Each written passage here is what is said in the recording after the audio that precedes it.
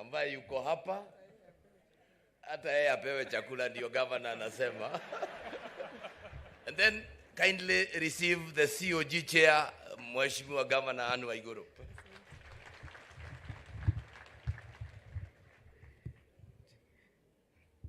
Your Excellency, the President of the Republic of Kenya, William Samoei Ruto, Your Excellency, the Deputy President, Rigathi Gachagua, Your Excellency, Mrs.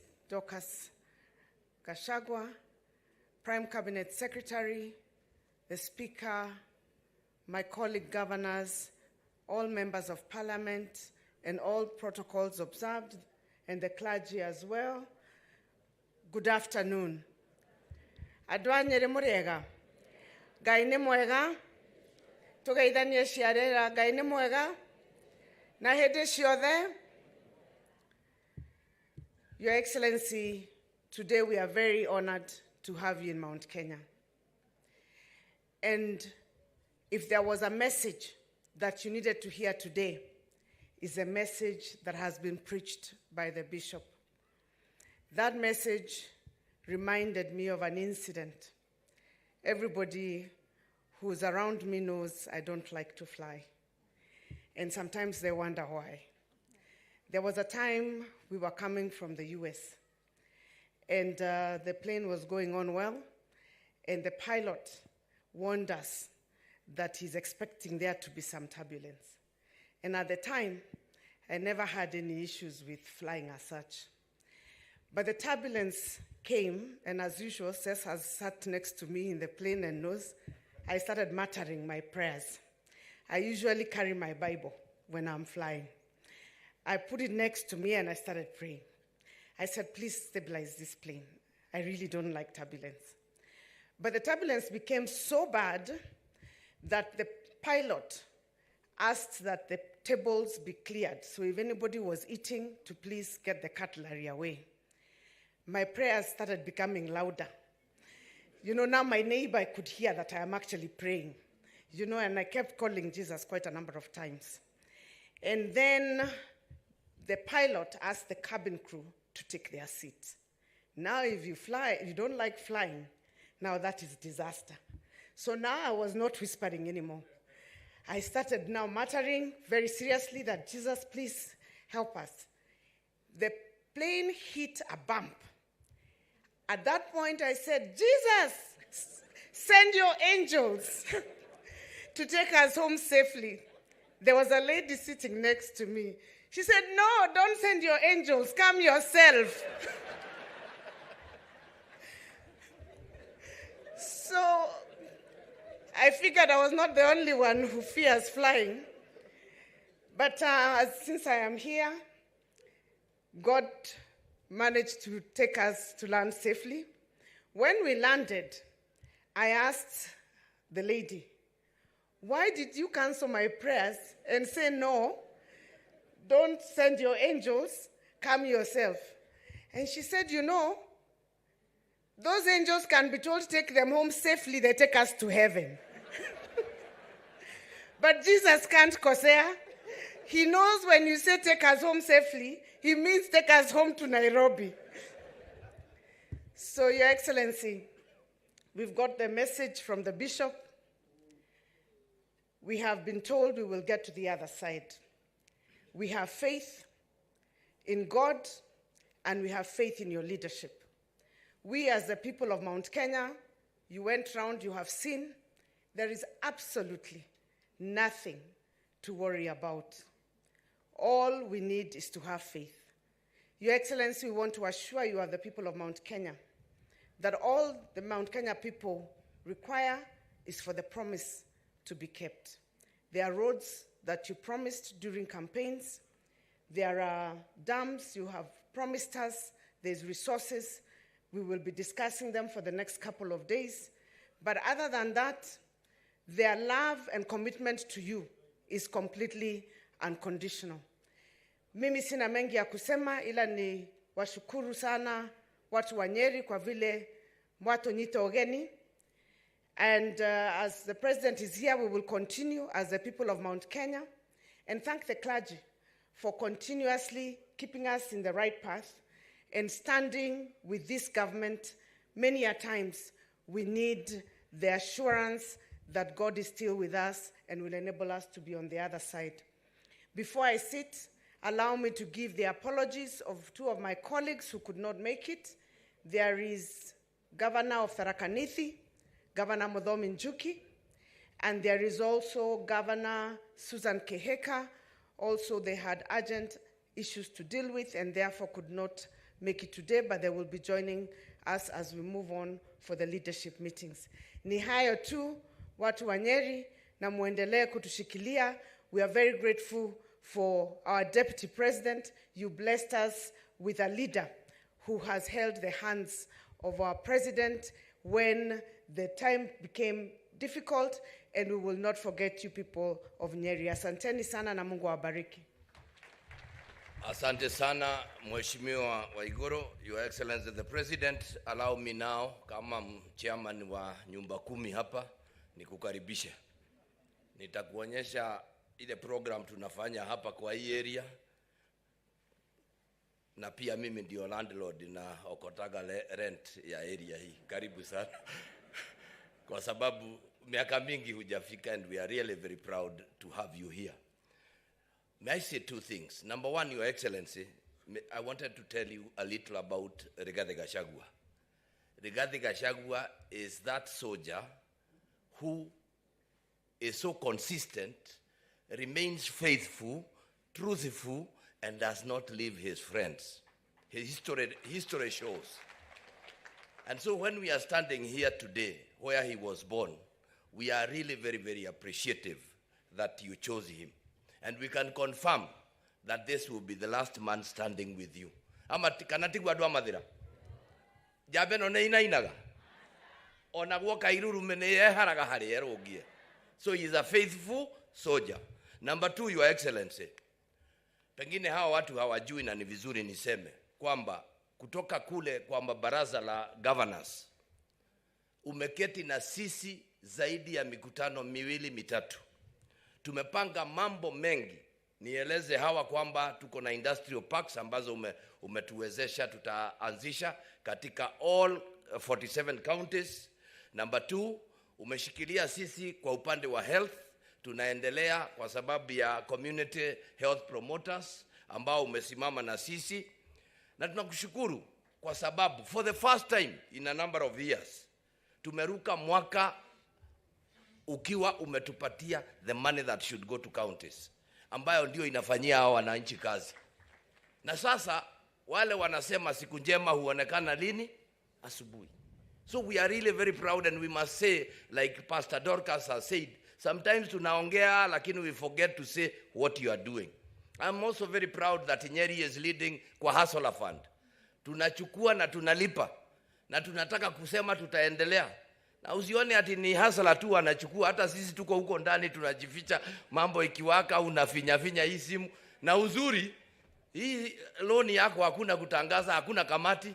Sasa mtu anaitisha tu akiwa bedroom, wanasort pole pole, and we really want to thank you. Ama si kweli wahubiri? Ama nyinyi amchukui hata nyinyi wakati hii mambo inakwama? So we really want to appreciate. Niseme asante sana. And I must say this, you know, Your Excellency, sometimes we like to make a lot of unnecessary noise. Tukiangalia vile umeandamana na sisi so far, starting with the Deputy President, tukiangalia kwa ile meza sasa unaona mawaziri, tukianza kukunja hivi I think you have done a wonderful job. Nimuramenya ogwo yu adwaito.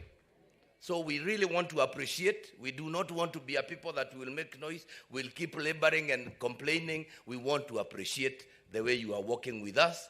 And we can only see brighter and better things. On behalf of these wonderful people of Nyeri, Your Excellency, karibu nyumbani, Mungu awe nawe. Na sasa kwa heshima, tuko na one of our in-laws, ambaye pia naye umempatia kazi kubwa, ambaye anaitwa Kimani wa Ichung'wa. Na nimumenyaga agirite mundu haria magutu ni moyo guo ndakoime guku atatigite kanyamu githe tiguo muhingiririe haria gate-ini. Karibu sana Kimani wa Ichung'wa.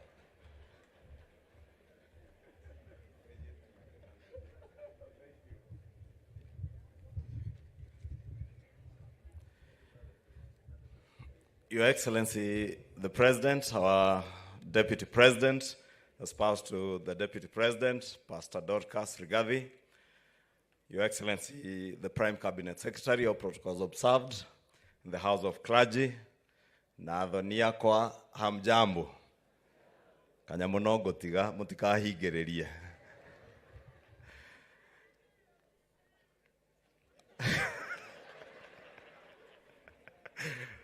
Your Excellency, unaona Governor Mutahi ameni set up. Sasa nasikia wamama atumia mwake ya maitu. Athuri wanyua. Adhonia kwa muriega. Kanyamuno gotiga mutigako na wasiwasi na nemwe demuruti. Na Deputy President ni shahidi wangu. Your Excellency, let me begin with an admission, because it looks like this morning is a morning of confessions. And Bishop William, let me take this opportunity to thank you for the great sermon this morning, because you have spoken to very many of us. We who I will confess, and from the speeches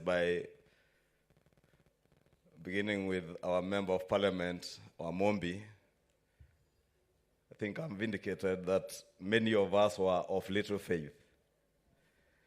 We were of little faith that when we prayed to cross over,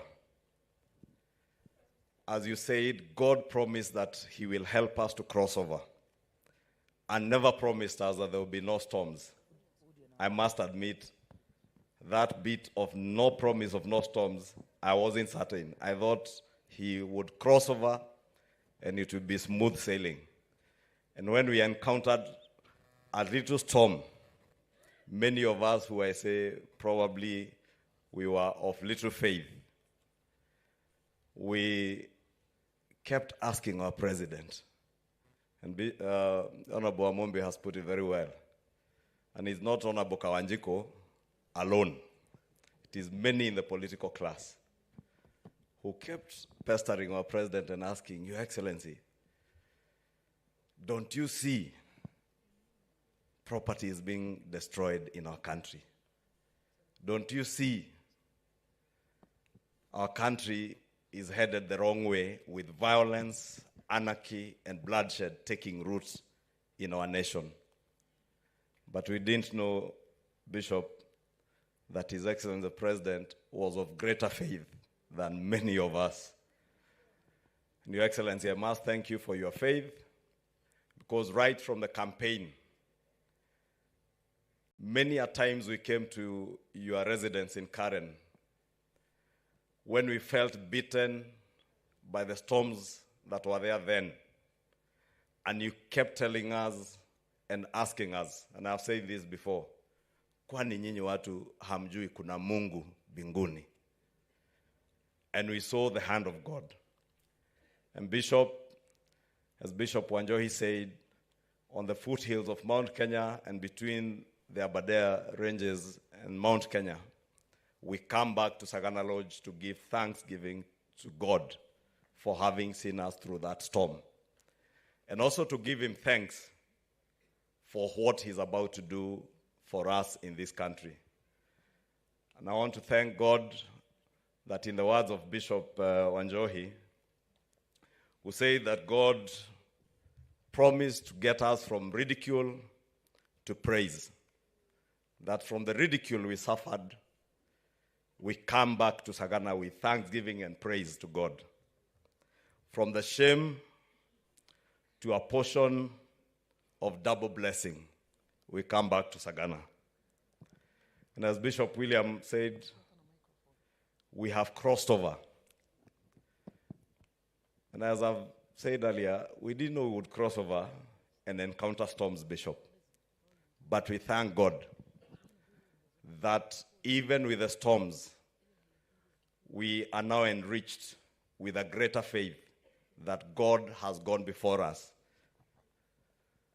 And as Bishop Wanjohi prayed, I think it's when he was concluding, he asked the House of Clergy to stand up.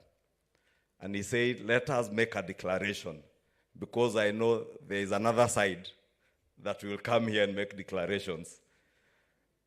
And he declared there will be no more demonstrations with the clergy. Bishop Wanjohi, I want to assure you, even those on the other side, and I saw you looking at me, I don't know why you are looking at me.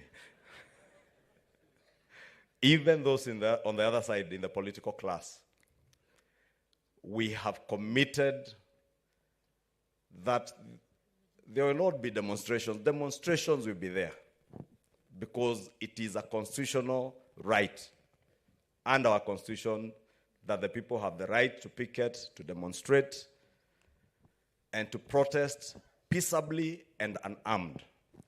But what we have committed to is that there shall be no more violence, no more anarchy, no more bloodshed in the political engagements of our country. That we have made a commitment, Bishop, and I want to give you that word. And we said in our statement last week, Bishop, that we are committing as a political class, and I say this speaking after the engagement the president had with his competitor in the last elections, that we have agreed. And when we said in that statement that we have agreed, we were giving that statement as Kenya Kwanza and our colleagues in Azimio, that we have agreed there shall be no more violence, there shall be no more anarchy and bloodshed in our political discourse, and we also agreed that we shall have no handshake and no nusu mkate. Therefore, Bishop, as you spoke about crossing over, we are crossing over from a nation where anarchy, bloodshed, violence, and violent demonstrations were the order of the day. We are crossing over from a place where ridicule and shame were the order of the day. And we are now crossing over to a place where economic prosperity, respect for the rule of law, constitutionalism, and protection of our democracy, where we compete in the political arena. And after elections, we settle down, congratulate the winner, respect those who lose the elections, and we move on together as one country, focusing on the needs and the aspirations of our people. That is where we are crossing over to. And Bishop, I must thank you for restoring our faith that even amidst the storms, we shall cross over to that other side of a peaceful, prosperous nation. And I want to believe from now onwards that will be the engagement we shall be engaging on. As Governor Sess has said, Your Excellency, we are very well instructed that we shall engage with our colleagues, not in an environment of threats and blackmail, not in an environment of uncertainty, but having the certainty that we are engaging with other leaders who also ought to carry the aspirations of the people who have elected them, Your Excellency. And I want to promise you, as we engage together with Governor Cecily and the rest of the team, we shall do so with utmost respect to our Constitution, to the rule of law, respecting and protecting our democracy, and knowing that we have a duly elected and legitimate government to govern our country, with you and the Deputy President leading us in that front. Your Excellency, now that my faith is restored, I do not want to say more than that. I want to take this opportunity to ask all the members of Parliament who are here and our senators to come here I introduce them before I call on CS Alice Wahome to prepare herself. She will come. Members of Parliament, please, respectfully. I will then ask CS Wahome to prepare herself to come and introduce other government officials here present with us today. Tutembee haraka, najua faith has been restored.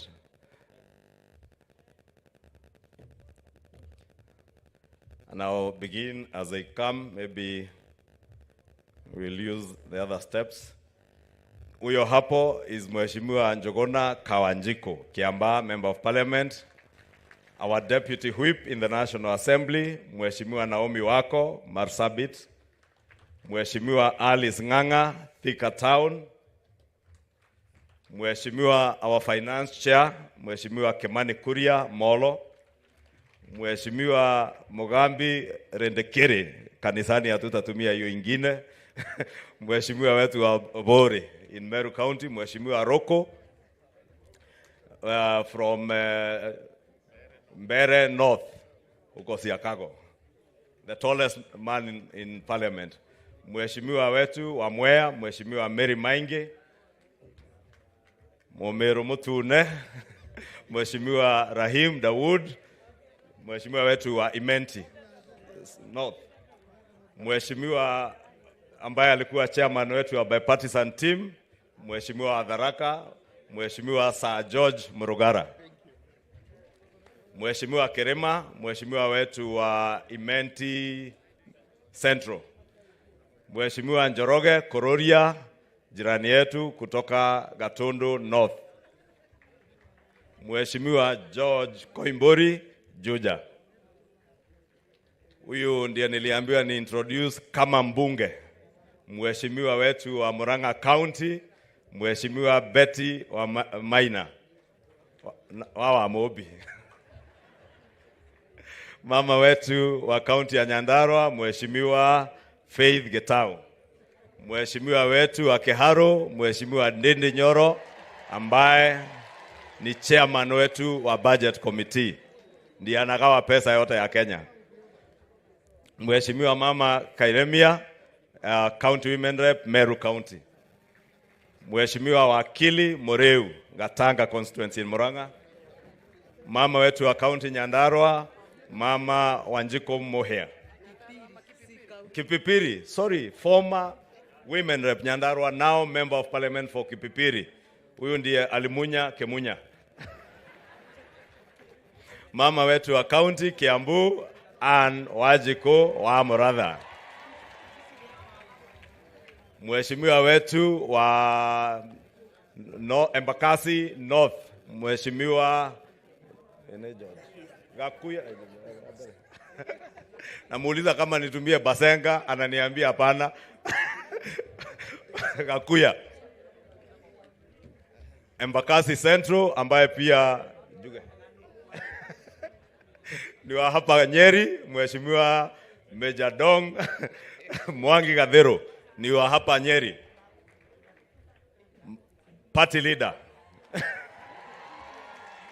wa chama cha Jubilee, ambaye ni alikuwa mbunge wetu wa county ya Murang'a na sasa ni nominated MP and party leader Jubilee, Sabina Wajiro Shege.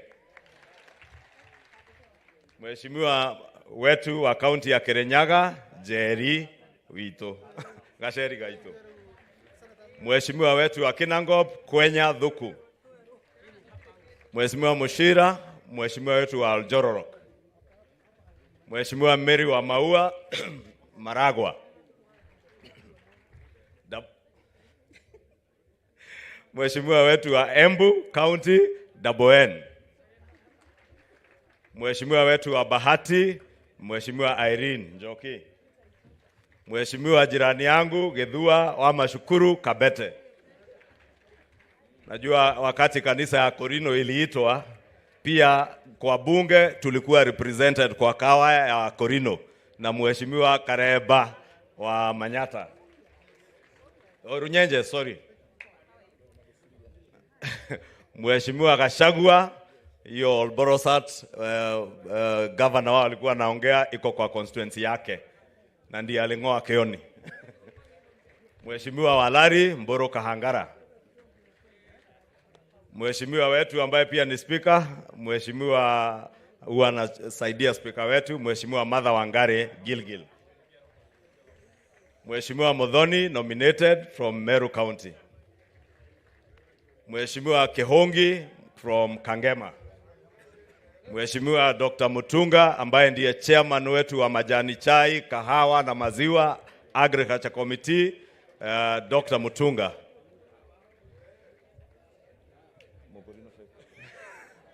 Huyu alikuwa amejifanya Mokorino lakini speaker akakataa. Anaitwa mheshimiwa Kagobe Gatondo South.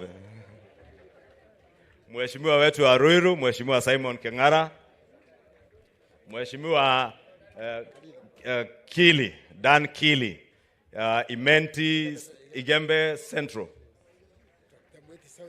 Dr. Mweti South Imenti in Meru, mheshimiwa wetu wa Mbere South, Dr. Muriuki, engineer Dr. Muriuki, mheshimiwa Kamande Mwafrika Roy Sambu, mheshimiwa wetu wa Kirinyaga Central, Getare, Savea Getare, Dr. Karani Washira, Laikipia West, mheshimiwa wetu wa Geshogo, Githenji Gishimu, Igembe North, mheshimiwa Taitumu, mheshimiwa Kenothi Agashove wa Nakuru County, Subukia, mheshimiwa CPA Julius Ruto Keses, mheshimiwa wetu wa Kandara, mheshimiwa Shege Njuguna Kigumo, mheshimiwa first name is Joseph Munyoro, Dr. Mugo Madhioya, mama wetu wa Naivasha, mheshimiwa Jane Kihara ambaye pia ako nyumbani ni wa hapa tetu, mheshimiwa wetu wa kaunti jirani ya Laikipia, mama Jane Kagiri, mheshimiwa wetu wa Kiambu constituency in Kiambu County, mheshimiwa Waithaka Mashua, nominated member of parliament from Gatondo North and Kiambu County, mheshimiwa Teresia Wanjiro, mbunge wetu ambaye ndiye mbunge mchanga kabisa na mchanga wa East Africa, mbunge wa East African Assembly, mheshimiwa Maina Karovia, senator wetu wa Embu Mudigi Wonekaga, senator wa Nairobi County mama Karen Nyamu, mama wetu senator wa Nakuru County ambaye pia ni deputy majority leader kwa bunge la Senate, mama Tabitha Karanja. Karibu nizeme Tabitha Keroshe. Senator wetu wa county jirani Laikipia, Senator Kinyua, Senator Joe Nyoto Murang'a County, Senator wa Kajiado jirani yetu Senator Seki, Senator wetu nominated and our former Secretary General of UDA, Senator Veronica Maina. Senator wa Bungoma ndiye senator wa speaker wetu, Senator Wafula Wakoli.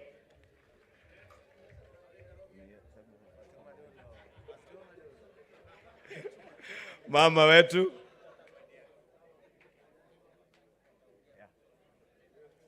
Mama Fatuma Dulo ambaye ni senator wetu Isiolo. George Mbogwa, our nominated senator. Senator wetu wa Nyandarua, kijana mchanga, Senator Medhu. Senator wa Kiambu, Senator Karogo wa Thango wa Ekau. Senator ambaye unafunga na kufungua kila siku, Murago kutoka Kirinyaga County. Senator nominated member of parliament wa Bori, mheshimiwa Mpuru wa Bori. Former nominated MP, now Tigania East member of parliament and party leader Nopeu, and I insist niseme ni party leader wa Nopeu, Mpuru wa Bori. Your Excellency the President, with those introductions, just one announcement. because the members of parliament and senators, the reason we have not given them an opportunity to speak, we have an engagement, and I will ask you to, I think the consultations were too loud. All members of parliament and senators,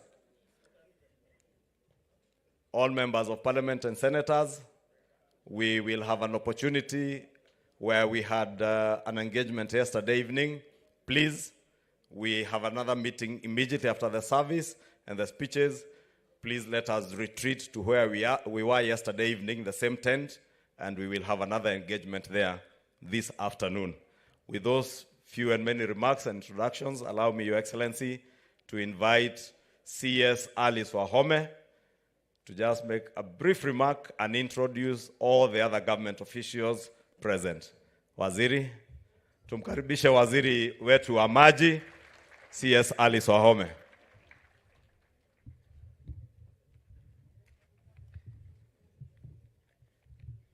Gaine mwega, na hede siothe, Your Excellency, in the interest of time, we'll move very quickly. Your Excellency, the President of the Republic of Kenya, Your Excellency, the Deputy President, Rigathi Gachagua, Your Excellency, Prime Cabinet Secretary, the spouse of the Deputy President, Her Excellency Pastor Dorcas, the Cabinet Secretaries are here. All protocols observed. May I ask my colleagues, the Cabinet Secretaries, to come forward, including my good friend Kindiki, na yeye ndiye atakuwa wa mwisho. Please come forward. Niwega mumenyete andu aya githitiguo meguko na mahuri waruhe magioka. Yes. Mercy, also come because you are the secretary to the cabinet. Karibuni sana. I will start with my sister here. Just say your name. Mimi naitwa Rebecca Meano. Nimeshikilia wizara ya East Africa Community, Arid and Semi-Arid Lands and Regional Development. Thank you.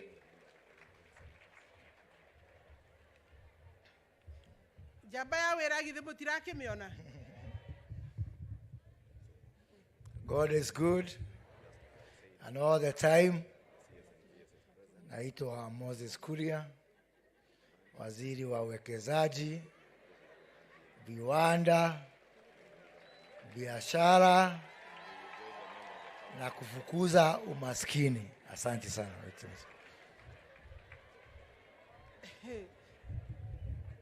Mheshimiwa CS Njeru.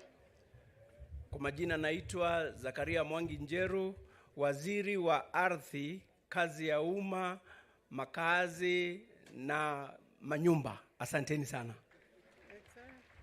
Then we have Rinturi, CS Rinturi. Andoito murega ringi. Nionjitagwa Mithika Rinturi, waziri wa kilimo na mifugo. Asanteni sana. Na tuko na mwingine hapa yule anatupea hiyo pesa ya Hasura Fund. Kwa vile wale wako na deni, mwenyewe ako hapa. Mheshimiwa Rais, mimi naitwa Simon Chelugui, waziri wa ushirika na biashara ndogo ikiwemo Asla Fund. Asante sana. Then next I can have my brother Juguna, mwenye pesa Paris Treasury.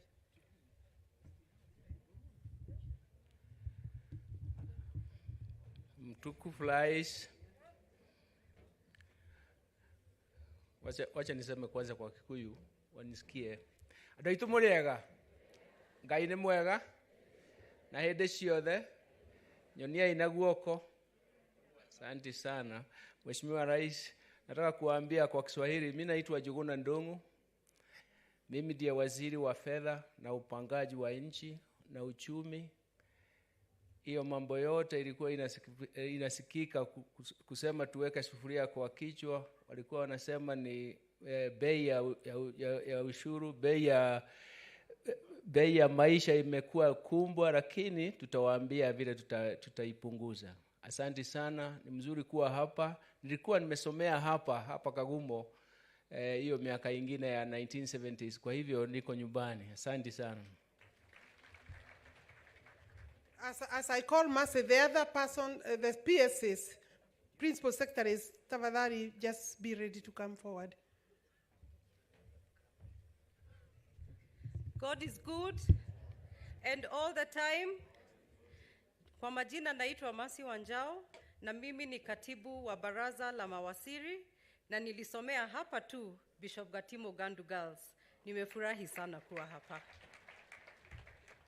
Alafu Professor Kindiki.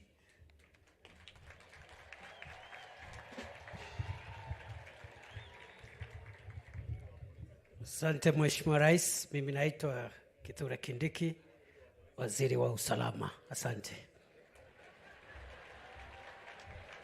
Si ameshikilia vizuri? Tumpatie makofi aendelee vile aliendelea, si ndio? Mary Mudhoni, you are going to help me with the introductions, and in 2 minutes you will have finished.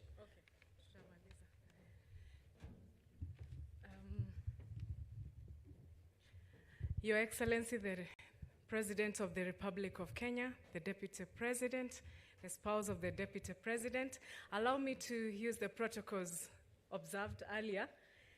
And Your Excellency, the PSs from Mount Kenya region want to thank you very much. We come from each and every of the counties of this region. So we thank you very much for appointing us. Na sisi tunaangalia mbele, tunavuka na wewe. I want to introduce the PSs. First and foremost is Hinga, PS Hinga, the PS for housing. Yule unasikia tulikuwa tunamuita 3%, sasa tunamuita 1.5%. PS Hinga from Nakuru County. Betsy Njage, PS Blue Economy from Tharaka Nithi County. Makofi kwao. PS Kelemi Kiburi Cooperatives from Meru County. PS Salome Biako mwenye amechukua usukani kutoka kwangu pale Correctional Services, jela zote ni zake. Correctional Services from Kiambu County.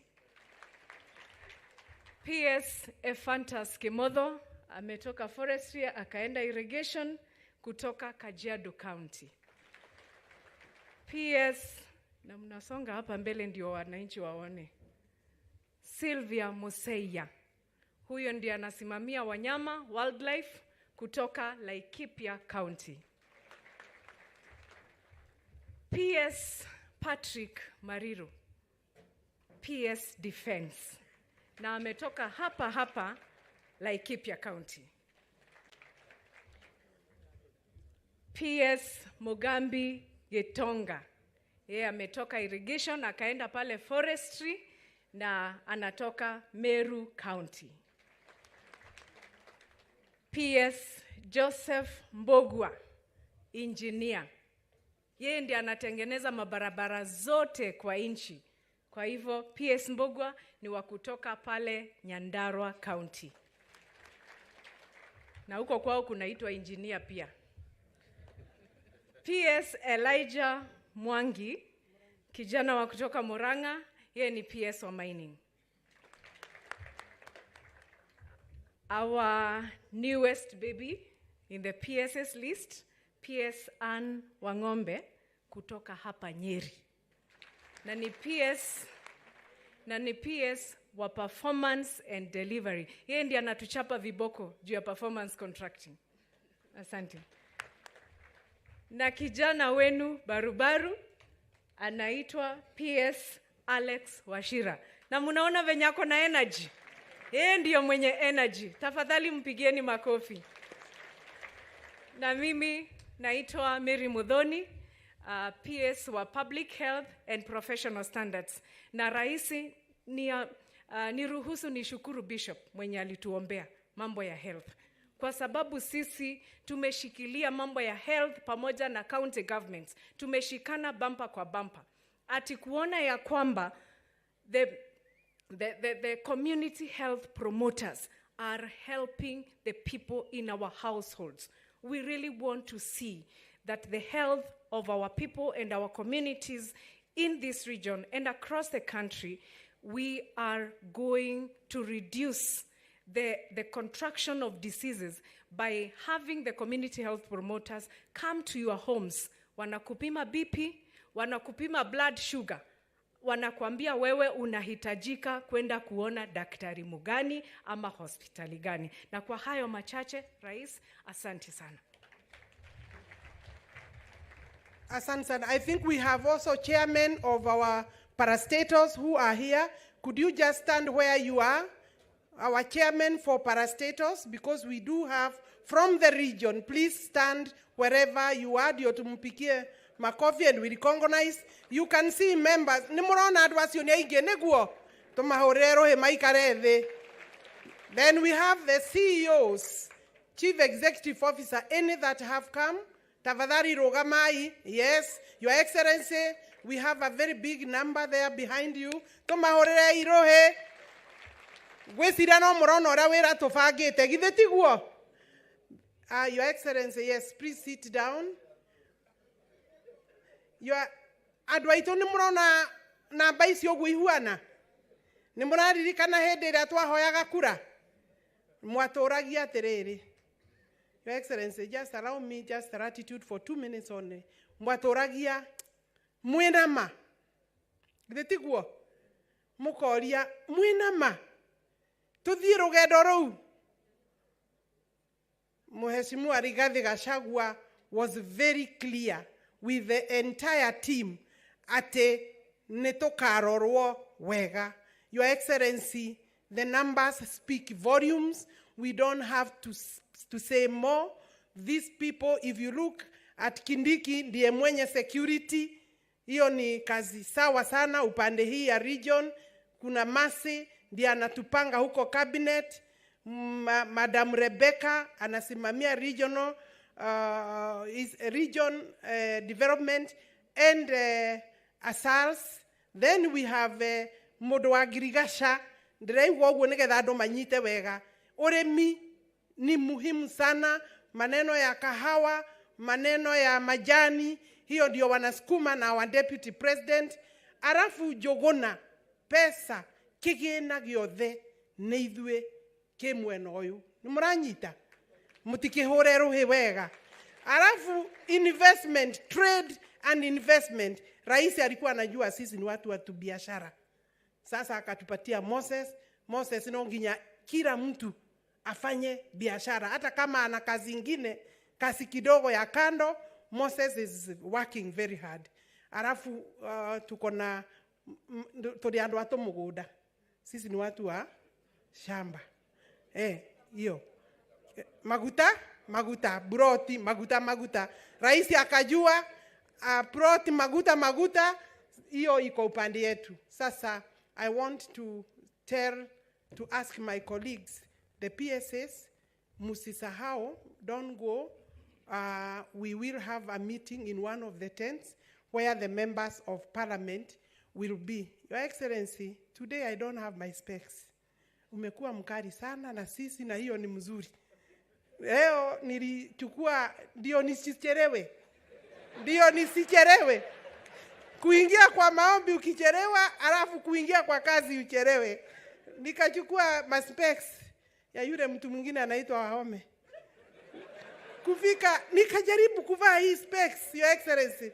Naona ground iko sio level. Nikaendelea kusubukana na hiyo.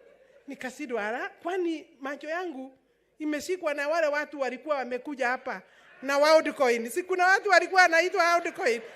Ninasikia wakichukua macho yako itapotea. Sasa dereva ndiye aliniokoa. Dereva yangu ndiye aliniokoa.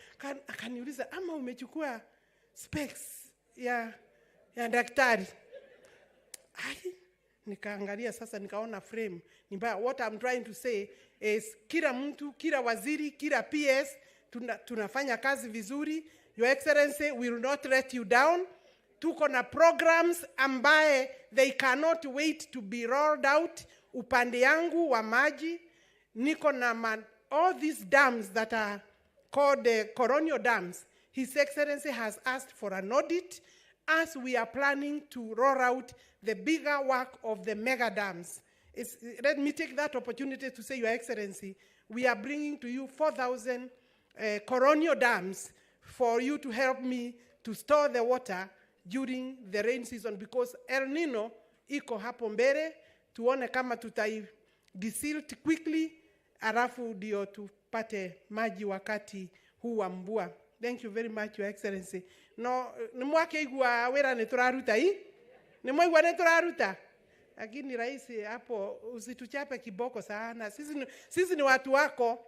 Wakati tulizunguka kila pahali, tulikuahidi kazi tutafanya. Na kuna wale walikuwa wanashidwa, ati Kimani Ichung'wah, ati Rigathi Gachagua, ati Ares. Kwa sababu baba yangu hajulikani, ya Ichung'wah hajulikani, baba ya Gachagua ni huyo, si mnamuelewa hapa watu wa hapa mnajua pale wametoka. Kama ni Ndede Nyoro hapa Kiandutu, kama sijui ni nani mwingine ni mwe Kiandutu neko. Wahubiri, mtusaidie, kwa sababu kuna wale hawajakubali tumefika pale tuko. Tumefika kwa sababu ya maombi. His Excellency, spread your arms and also embrace even the clergy. Ona todo no murato hujeria. Kuna wale clergy mutapatia maombi pia, ndio wakubali twende hii safari wote pamoja. Na mnawajua na wako na sisi, ni marafiki yetu. So we also need to bring them on board. Todo nitogo kira roeke hamwe. Asante sana. Sorry Kimani. Thank you, CS Wahome. Your Excellency, unajua juzi wakati tulisema in our statement that for the avoidance of doubt, there shall be no violence as agreed, anarchy and bloodshed in the political discourse of our country. And we also said, for avoidance of doubt, there shall be no handshake and nusumkate. There are people who had a problem with that, Your Excellency. Now, I want to say,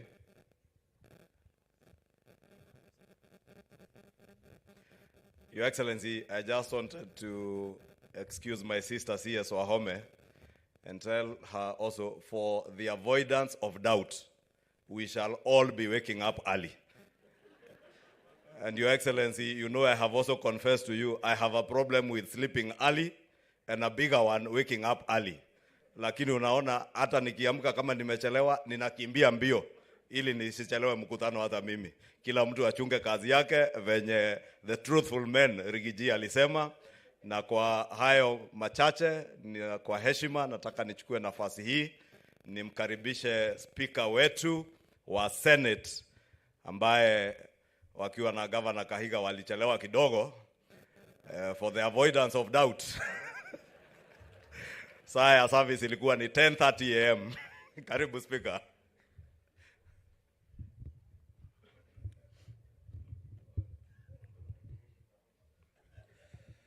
Your Excellency, the President of the Republic of Kenya, Dr. William Ruto, Your Excellency, the Deputy President of the Republic of Kenya, the Honorable Rigiji, Mama Pastor Dorcas, allow me to go by the protocols as observed by those who've spoken before me, and say the following briefly. Your Excellency, this being a Thanksgiving service, allow me to personally give thanks to God for bringing me to Nyeri. My good friend Kimani Ichung'wah has just said we walked in here late with my brother, the governor. Your Excellency, I've never been scared today riding a chopper to Nyeri. We lifted from Wilson Airport, hoping that will take a journey of 40 minutes. but we ended up taking over 1 hour because of the poor visibility. And at some point, I was really scared up there. And the history of choppers in this country, especially the month of August, did not help. The pilot kept on, going in circles, finding a route. At some point, we even had to go backwards to reroute so that we can be able to land safely. And that's why we came late, but we thank God He's brought us safe and sound. Your Excellency, in the Senate, there is a young senator, the senator for Kiambu, Senator Karungo Thangwa. Every time I give this senator an opportunity to speak in the Senate, he will conclude his remarks, his statement with, "I am Senator Karungo Thangwa of Kiambu, the miracle senator."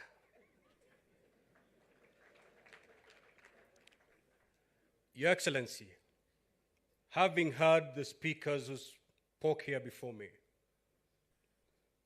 given the journey that you have followed, that you've gone through to become the president of this country, I can dare say today, indeed, you're a miracle president.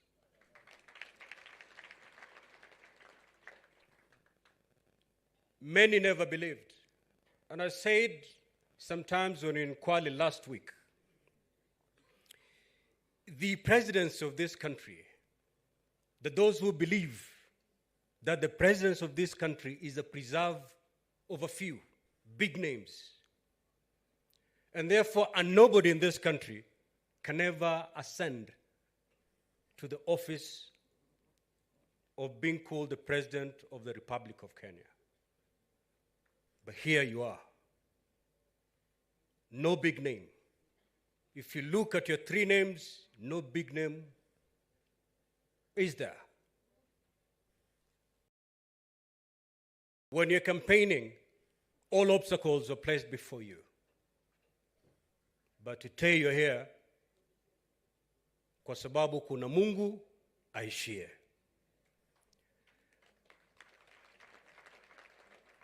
Your Excellency, if you read 1 Samuel 16, the story of the sons of Jesse, when Samuel was sent to pick a king from that family, he did not bother. Jesse did not even bother with the lastborn.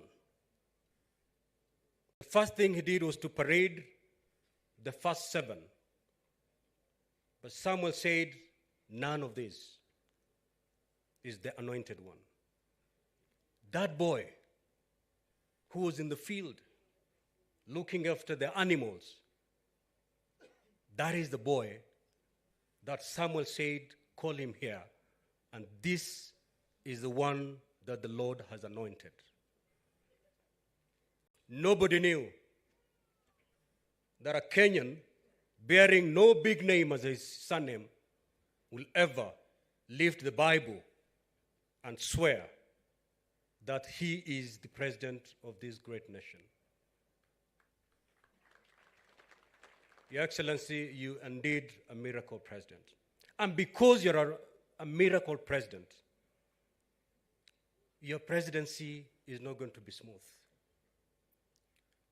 Because the very same people who believe that the president is a preserve of big names, they are still in shock. They cannot believe you're indeed the president, and they'll fight you. Many obstacles will be placed on your way. The recent happenings have got nothing to do with the economy of this country. Absolutely nothing to do with the economy of this country. Because the economy of this country, the cost of living of Kenyans did not worsen by William Ruto becoming the president of this country. In fact, it became worse during their reign. They did nothing about it.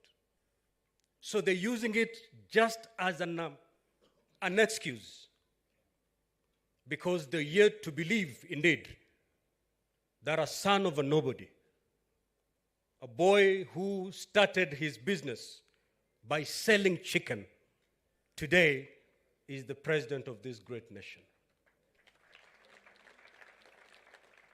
Kwa hivyo rais, hii maandamano unaona, wasitudanganye, ni visababu. Manake mwanzo hawajakubali na hawatakubali. We want you and we pray for you, Mr. President, to ruthlessly focus on the plan. That plan that you sold to Kenyans. Because the only thing that made you be elected as the president is the plan that you presented to Kenyans. Hii mambo yote inafanyika ni kukutoa katika macho yako kwenye utekelezaji wa ile ruwaza yako, so that waanze kupigana nao, miaka mitano iishe na hujafanya chochote. Mr. President, stay focused on that plan. The cost of living of this country, the cost of living of Kenyans, will not be lowered by people going to the streets. The cost of living in this country will never be lowered by two men sitting in a room discussing. But the cost of living in this country will be lowered if the president is allowed to implement fully his plan. That is the only way. Haya mambo mengine Waswahili wanasema ni hadithi za abunuwasi.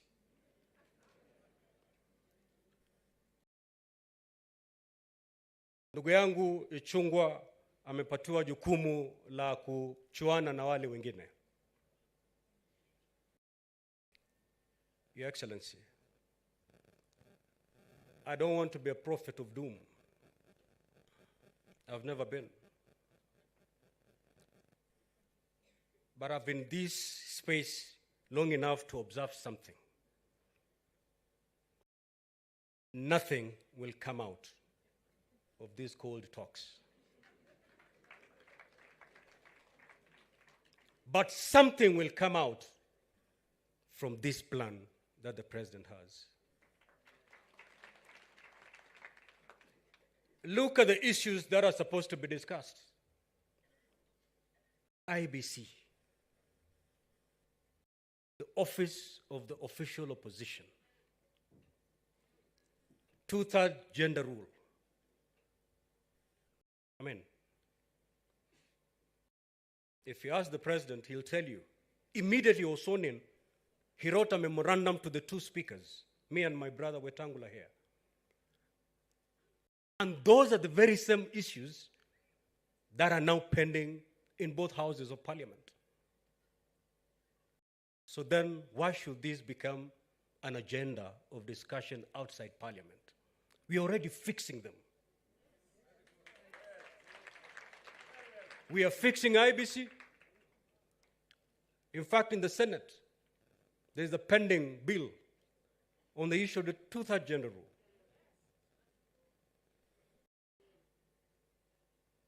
Do we need